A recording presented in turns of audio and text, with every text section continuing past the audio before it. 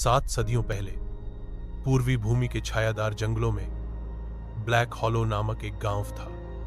यह जगह शापित थी, मुड़े हुए पेड़ों से सूर्य की रोशनी से छिपी हुई थी, जो कंकाल के हाथों की तरह स्वर्ग की ओर पहुंचती थी। कोई पक्षी नहीं गाते थे, कोई हंसी गूंजती नहीं थी। लोगों ने फुसफुसाया कि मिट्टी ने खून पिया और हवा में मृतकों की आवाजें थीं।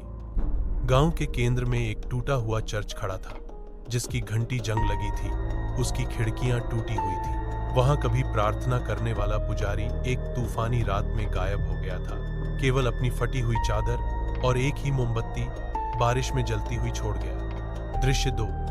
अजनबियों का आगमन। एक शरद ऋतु की शाम को यात्री गांव में प्रवेश करते थे। वे ठंडी हवाओं से आश्रय लेने वाले व्यापारी थे, लेकिन ग्रामीणों ने उनसे जाने की विनती की। सूर्यास्त के बाद नहीं, सबसे बूढ़ी औरत ने चेतावनी दी। उसकी आवाज सूखी लकड़ी की तरह चटक गई। जब चांद निकलता है तो छायाएं उठती हैं। व्यापारियों ने हौसी। वे शापों में विश्वास नहीं करते थे, इसलिए वे रुके रहे। रात के गिरने के साथ एक अस्वाभाविक शांति ने गांव को ढक लिया। कुत्ते चिल्लाए, फिर हमेशा के लिए शांत हो गए। कुएं का पानी काला हो गया, जो चांद को नहीं बल्कि खोखली आंखों वाले एक पीले चेहरे को दर्शाता है। दृश्य 3। पहली मौत। आधी रात को एक व्यापारी चिल्लाया। उसके साथियों ने उसे परित्यक्त चर्च में पाया, जो छत के शहतीरों से उल्टा लटका हुआ था।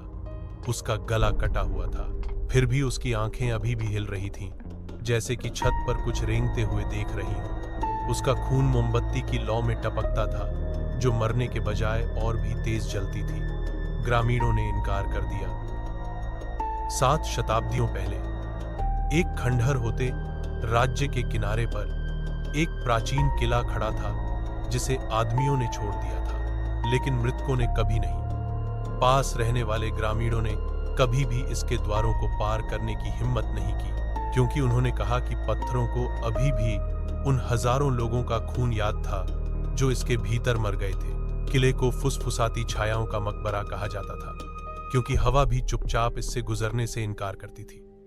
एक तूफानी रात कब्र चोरों का एक समूह किले में घुस गया। ग्रामीणों की चेतावनियों पर हंस रहा था। उन्होंने जंग लगे दरवाजों को धकेला, जो ऐसे कराह रहे थे जैसे वे जीवित हों। अंदर की हवा में धूल, लोहा और कुछ सड़ने की गंध आ रही थी, जो कभी पूरी तरह से सड़ा नहीं था। उनकी मशालें टिमटिमा रही थी, भले ही कोई हवा नहीं थी। अजीब फुसफुसाहट हवा में भर गई। पहले धीमी, किसी भी आदमी ने डर स्वीकार नहीं किया, लेकिन जैसे जैसे वे और अंदर गए, उनके हाथ कांप रहे थे। उन्होंने महान हॉल में बिखरे हुए खजाने पाए, सोने के आभूषण, लंबे समय से मृत राजाओं के मुकुट। कभी एक शब्द भी नहीं बोलते थे, क्योंकि उनका मानना था कि उनकी आवाजें पत्थर के नीचे दबी हुई किसी चीज को जगा देंगी। लेकिन यात्रियों ने अक्सर सबसे ऊंचे बुर्ज में जलता हुआ एक अकेला लालटेन देखा, जो हवा के खिलाफ झूल रहा था। हालांकि वहां कभी कोई भिक्षु नहीं चढ़ा। कहा जाता था कि लालटेन जीवित लोगों का नहीं, बल्कि मृतकों का था।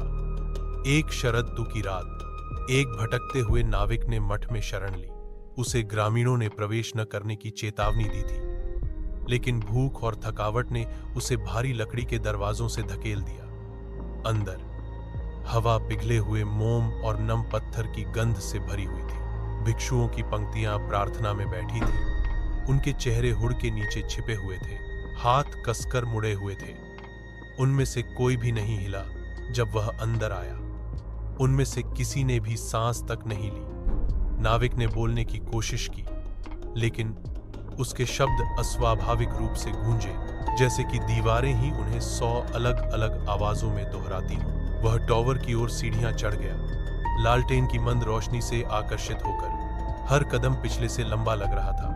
हवा ठंडी, फुसफुसाहट तेज। जब वह शीर्ष पर पहुंचा तो उसने पाया कि लालटेन एक हुक से लटकी हुई है। उसकी लौ सोने के बजाय काली है। जिस क्षण उसने इसे छुआ, मठ चीखों से गूंज उठा। नीचे के भिक्षुओं ने अपने सिर उठाए, और हुड़ के नीचे चेहरे नहीं, बल्कि खोपड़ियां थीं। उनके जबड़े चौड़े खुले, किसी भी मानव मुख से अधिक चौड़े। सी